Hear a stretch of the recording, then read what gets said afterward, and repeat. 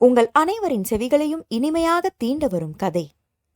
எழுத்தாளர் ஹேமா ஜெய் அவர்களின் ஞங்கன நமன மெல்லினமாம். நான் உங்கள் RJ பிரீத்தி. அத்தியாயம் 4. 2 இரவுகள் 2 பகல்கள் என பயணம் செய்து வந்திருந்த கவுஹாத்தி எக்ஸ்பிரஸ் நியூ ஜல்பைகுரியை அடைந்து கொஞ்சம் மூச்சு விட்டு கொண்டு நின்றது. இறங்க வேண்டிய பயணிகள் ஒவ்வொருவராக இறங்க, என்ன பேன்னு பார்த்துக்கிட்டு இருக்க? இதென்ன உங்க அம்மா வீடுன்னு நினைச்சியா? எந்திரி. பிளாட்ஃபார்மில் இறங்கி நின்ற பாலா மற்றும் மித்ரனிடம் உடைமைகளை எடுத்து கொடுத்து கொண்டிருந்த விக்கி இருக்கையில் இருந்து இன்னும் எழாமல் அமர்ந்திருந்த சரையுவை விரட்டினான். என்னமோ இறங்கவே மனசு வரல விக்கி. பேசாம கவுஹாத்தி வரைக்கும் போயிட்டு திரும்பி வந்திருக்கலாம்ல. அசாமையும் பார்த்த மாதிரி இருந்திருக்கும். முழுதாக 48 மணி நேரத்திற்கும் மேலாக அமர்ந்து வந்த தங்கள் கூப்பையை பிரிந்து ரயிலை விட்டு இறங்குவதற்கு அவளுக்கு ஏதோ குடியிருந்த வீட்டை காலி செய்து கொண்டு போவதைப் போல பொசுக்கென்று இருந்தது. இருக்கையில் நழுவி கிடந்த ஷாலை எடுத்து தோளில் குறுக்காக போட்டவள் கேரளம், தமிழ்நாடு, ஆந்திரா, ஒரிசா, மேற்கு வங்கம் என பல மாநிலங்களை இப்படி ஒன்றாக கடந்து பயணித்தது நிச்சயம் ஒரு வாழ்நாள் அனுபவம் என்று நினைத்து கொண்டாள். கீழே குனிந்து ஏதாவது விடப்பட்ட உருப்படிகள் உள்ளதா என்று பார்த்துவிட்டு மானசீகமாக பெட்டிக்கு டாட்டா சொன்னபடி கீழே இறங்கினாள். ஒரே தண்டவாள நீளத்தில் அருகருகே அமைந்திருப்பதைப் போல இருந்தாலும் ஒவ்வொரு ரயில் நிலையமும் அதன் கலாச்சார உன்னதங்களை உரக்க சொல்லியபடி அந்தந்த பிராந்திய மக்களின் நடை, உடை, பாவனைகள், மொழி என ஒவ்வொன்றையும் சுவாரஸ்யமாக பார்த்து கொண்டே பயணிப்பது உண்மையில் மகத்தான உணர்வை தந்திருந்தது. ரொம்ப என்ஜாய் பண்ணது சாப்பாடுதான் இல்லக்கா. ஃபுட் டூர் மாதிரி ஆயிடுச்சு. இந்த மாதிரி செட்டா வந்தாதான் இப்படி என்ஜாய் பண்ண முடியும். தனியா வந்தா கடி. கவி இவளிடம் பேசிக்கொண்டே குவியலாய் இறக்கி வைத்திருந்த பெட்டிகளை எல்லாம் வந்துவிட்டனவா என்று சரி பார்த்தாள். அவள் சொன்ன மாதிரி மணிக்கு ஒருமுறை நின்ற எந்த பெரிய நிலையங்களிலும் இவர்கள் இறங்காமல் இல்லை. ஆண்கள் ஓடி ஓடி போய் வாங்கி வர இவர்கள் உட்கார்ந்த இடத்திலிருந்தே அதை வாங்கு இதை வாங்கு என்று விரட்டி கொண்டிருந்த மிக ஜாலியான அனுபவம். விஜயவாடாவின் காரசார பெசரட்டும் இரவு 2 மணிக்கு புவனேஸ்வரில் கொதிக்க கொதிக்க சாப்பிட்ட போஹாவும் கிச்சடியும், காரக்பூரின் வடபாவும் இனிப்பு மாவாவும், மால்டாவின் லிச்சி பழங்களும், ஹவுராவின் சர்க்கரைப்பாக கசிந்த ரசகுல்லாவும், அதற்கு அப்படியே கான்ட்ராஸ்டாக கிஷன்கஞ்சில் பச்சை மிளகாய் காரத்தில் சுல் என்று உரைத்த பெட்கி மீன் கட்லட்டுமாக. செகண்ட் கிளாஸ்ல வந்திருந்தா இன்னும் நல்லா வேடிக்கை பார்த்துட்டு வந்திருக்கலாம். ஜாலியா இருந்திருக்கும். சரைய சொல்ல, உனக்கு என்னமா, நீ எத்தனை வெயில் அடிச்சாலும் ஃப்ரிட்ஜில் வச்ச தக்காளி ஆட்டம் இருப்ப. அதுவே பாலானா மாதிரி ஆளுங்களை நினைச்சு பாரு.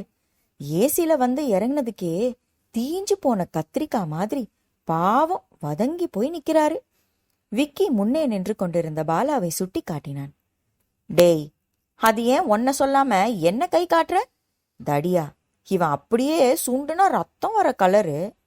அண்ணா, பாலாண்ணா, எங்க இருக்கீங்க? சத்தம் மட்டும் வருது, ஆளை காணுமே. ஹே, இப்ப சட்ட கலர் தெரியுது. கண்ணுக்கு முன்னால் நிற்பவனை கை நீட்டி தேடிய விக்கி, நல்ல வேலை வெள்ளை வெள்ளையேர்னு சட்டை போட்டிருக்கீங்க. இல்லைன்னா எங்க போய் நான் உங்களை தேடுறது? பாலாவின் டிஷர்ட் கையை பிடித்து நக்கல் அடித்தான். ஏய், ஏத்தமாடா உனக்கு? பாலா அவனை முன்னால் இழுத்து முதுகில் ஓங்கி ஒன்று வைத்தான்.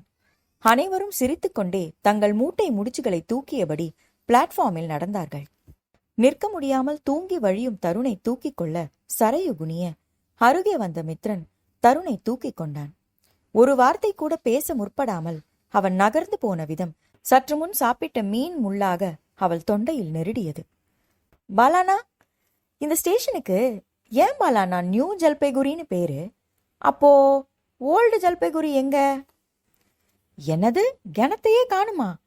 அப்போ எதுக்கு பாலானா இந்த நியூன்னு பேரு?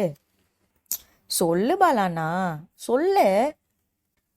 உலக விஞ்ஞானி உனக்கே தெரியலனா இந்த பச்சை மண்ணு எங்க போய் யாருக்கிட்ட கேக்கும் பாலானா? யாருக்கிட்ட கேக்கும்? டேய், எவன்டா இவன்? எவனோ பேரு வச்சான், எவனோ சோறு வச்சான்னு போகாம நட்ட நடு ராத்திரியில என் உயிரை வாங்கிட்டு இருக்கான். விக்கியின் தொல்லைக்கு கடுப்பான பாலா அழும் நிலைக்கு செல்ல, அவன் இன்னைக்கு ஃபுல் ஃபார்ம்ல இருக்கான். அனுபவி அனுபவி. மித்ரன் சிரித்தபடி இருவருக்கும் முன்னால் நடந்தான். அவன் இடது தோளில் தருண் சாய்ந்து தூங்க, வலது கையில் ஒன்றுக்கு மேல் ஒன்றாக வைத்த 2 சூட்கேசுகளை இழுத்தபடி அவற்றின் கழுத்தில் கனமான இன்னொரு டிராவல் பேக்கையும் வைத்து அவன் நடந்த வேகத்திற்கு சரையு பின்னாலேயே ஓடினாள். நடைபாதையை கடந்து அவன் நிலையத்திற்குள் செல்ல கையில் உள்ள பாரம் இழுபட்டது.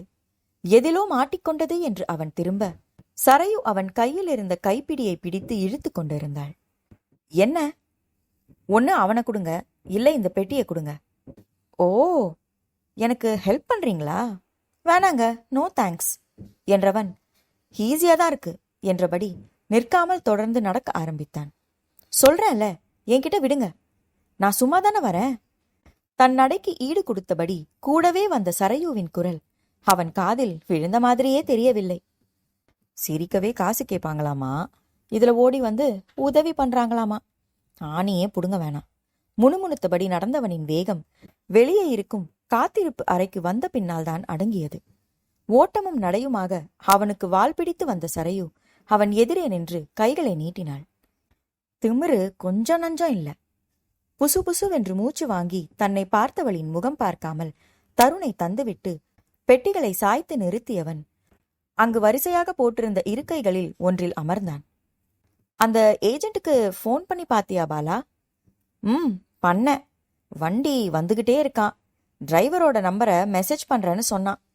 தூக்க கலக்கத்தில் அனைவரும் அங்கேயே உட்கார்ந்து காத்திருக்க ஆரம்பித்தனர். வடகிழக்கு மாநிலங்களுக்கான முக்கிய நுழைவாயில் என்பதால் அந்த இரவிலும் ரயிலில் வந்து இறங்குபவர்களும் கிளம்புபவர்களுமாக நிலையம் பரபரப்பாக தான் இருந்தது. திறந்திருந்த வாசலில் இருந்து சில்லென்று வீசிய குளிர்காற்று உடலை ஊடுருவ தாங்கள் கொண்டு வந்திருந்த கம்பளிகளில் குழந்தைகளை நன்கு போர்த்தி மடியில் படுக்க வைத்திருந்த கவியும் சரையுவும் சற்று உள்ளடங்கி அமர்ந்தார்கள். மித்ரானா, விக்கி கூப்பிட அவன் எழுந்து சென்றான். பாலா ஏதோ சொல்ல மூவருமாக படிக்கட்டுகளில் இறங்கி சென்றார்கள். சிறிது தூரம் நடந்தவர்கள் சற்று இருளான இடம் வந்தவுடன், எட்ரா சீக்கிரம் என்றான் பாலா.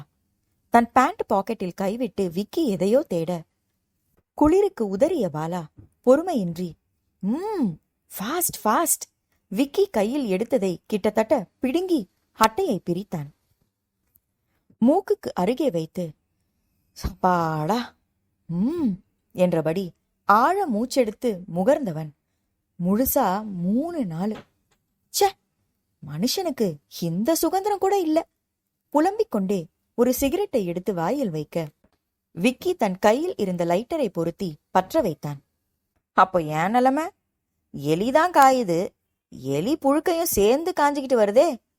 குடும்பம் குட்டியா வந்துட்டு இவருக்கு புலம்பல் வேற.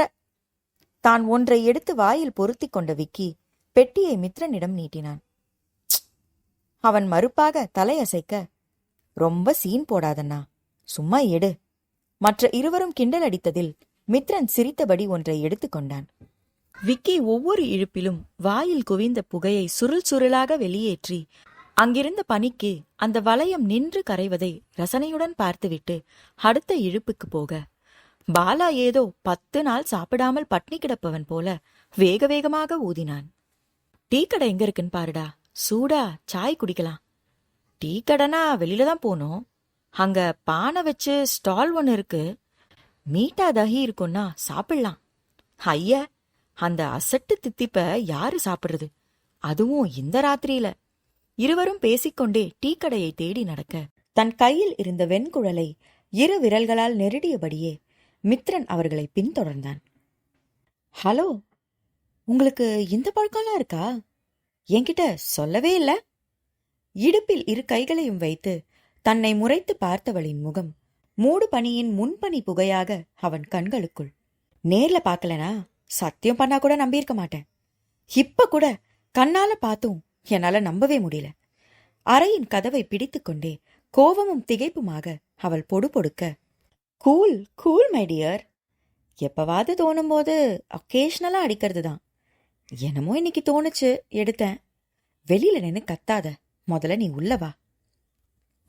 முரட்டுத்தனமாக மறுக்கும் அவள் கைகளை பிடித்தவன் அறைக்குள் இழுத்து கதவை சாத்தினான்.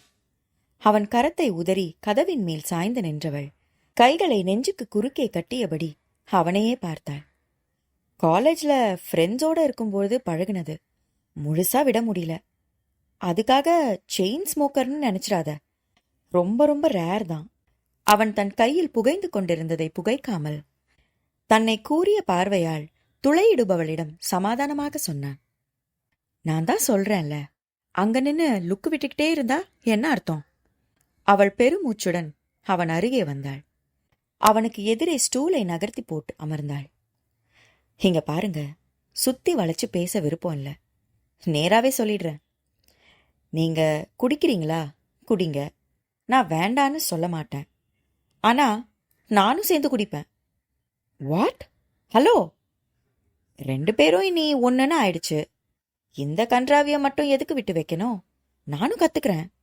அவள் நிதானமாக அவன் கை விரல்களை பிரிக்க முயன்றாள். அவளுடைய அதிரடியில் அவனுக்கு புரை ஏறியது.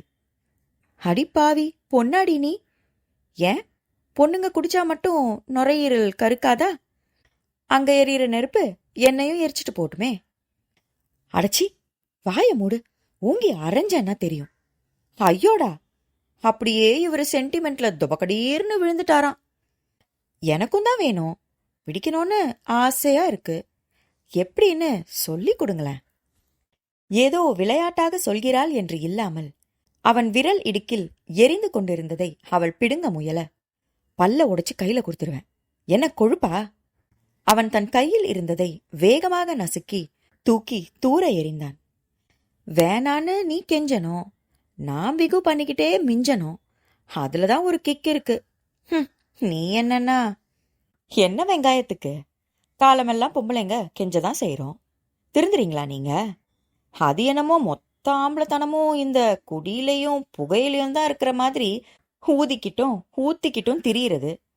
அதுதான் நாங்களும் இப்பெல்லாம் மாத்தி யோசிக்க ஆரம்பிச்சாச்சு. அது சரி, பார்க்க பச்சை புள்ள மாதிரி இருக்க. பேச்செல்லாம் சொர்ணாக்காதான்.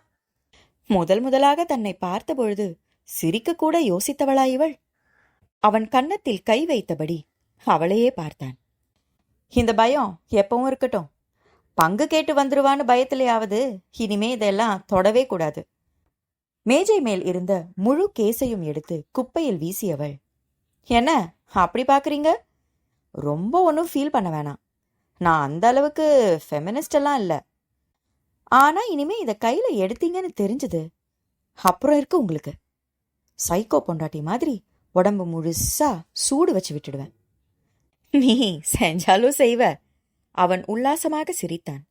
காதலி வாயால் வசை வாங்குவதை விடவா இந்த வெண்குழல் வத்தி போதையை தந்து விடுகிறது? அவன் சிரிப்பை சந்தேகமாக பார்த்தவள், இருங்க, உங்களை நம்ப முடியாது. நான் போன பின்னாடி நினைவு வந்தது போல அறையின் மூளைக்கு ஓடி குப்பை தொட்டியில் கிடந்த பாக்கெட்டை எடுக்க வேகமாக எழுந்து அவள் அருகே சென்றவன் அவள் கையை பற்றி தன்னை தடுக்கும் விரல்களை வலுக்கட்டாயமாக பிரித்து பிடுங்கினான். நீ கெஞ்சனோ, நான் மிஞ்சனோ, அதுலதான் மஜாவே. இப்படி பத்திரகாளி மாதிரி கத்துனா அந்த மூடே சுத்தமா ஹோகையா. இனி தொடமாட்டேன், போதுமா? அவனே ஒவ்வொன்றாக கிள்ளி வீச, குட் பாய். கண்ணங்குழிய சிரித்தவளை அப்படியே அள்ளி கொள்ள வேண்டும் போல அவனுள் தகித்தது. சரி, ஒருவேளை சேர்ந்து பார்ட்டி பண்ணலான்னு சொல்லியிருந்தா என்ன பண்ணியிருப்ப? அவளை நெருங்கி நின்றவன் குனிந்து அவள் கண்களுக்குள் பார்த்தான். அவள் மூச்சை சுருக்கியபடி முறைத்தாள். என்ன பண்ணுவேனா? கொஞ்சம் முன்னாடி சொன்னதை நிஜமாவே செஞ்சிருப்பேன். அப்ப நான் ரெடி, நீ ரெடியா? தன் சட்டையின் முதல் பட்டனை அவிழ்க்க, கொன்னுடுவேன் உங்களை, நகருங்க. நான் சூடு வைப்பேன்னு தான் சொன்னேன். இதெல்லாம் நான் சொல்லலையே. விரைப்பாக சொல்ல முயன்றாலும் அவள் குரல் குழைந்த தவிப்பை உணர்ந்தவன் உல்லாசமாக சிரித்தான். இதெல்லாம்னா எதெல்லாம்? தன் பிடியில் இருந்து நவிழ முயல்பவளின் துப்பட்டா நுனியை பிடித்து சுண்டியவன் தன்மேல் மொத்தமாக விழுந்தவளை இறுக்கி அணைத்து கன்னத்தில் முத்தமிட்டான். ஐயோ, ஒரே நாத்தம், தள்ளி போங்க. அவள் துள்ள துள்ள இன்னொரு கன்னத்தையும் வலுவில் திருப்பி அழுந்த இதழ் பதித்து, சும்மா குடி மித்ரானா, இங்க யார் இருக்கா? விக்கியின் குரலில் நிமிர்ந்த மித்ரன் எதிரே பார்க்க, இவன் கை வெறுமென இருப்பதைக் கண்ட விக்கி, இந்தா என்றபடி தன்னுடையதை நீட்டினான் நெருப்பு வைக்க. மித்ரன் கை அவனுடைய கட்டுப்பாட்டையும் மீறி அனிச்சையாக உயர்ந்தது. விக்கி, வண்டி வந்துருச்சு, எல்லாரும் வாங்க. எதிரே வந்து நின்ற சரையு இவருடைய கைகளையும் பார்த்தாள். பிறகு நிதானமாக நிமிர்ந்து விக்கியை பார்த்தாள். பார்த்து கொண்டே இருந்தாள். கூர்மையான அவள் பார்வையில் இடியும் மின்னலும், இன்னும் பெயர் வைக்கப்படாத வேறு என்னென்னவோ தெரிய அவள் முகம் செம்மையடையும் வேகத்தை கண்ட விக்கி பயந்து போனான். Sorry sorry sorry really sorry. பதறியவனாய் இருவருமாக பற்றியிருந்த வஸ்துவை பிடுங்கி கீழே எறிந்து காட்டுத்தீயை அணைக்கும் விரைவில் காலால் தேய்த்து அணைத்தான்.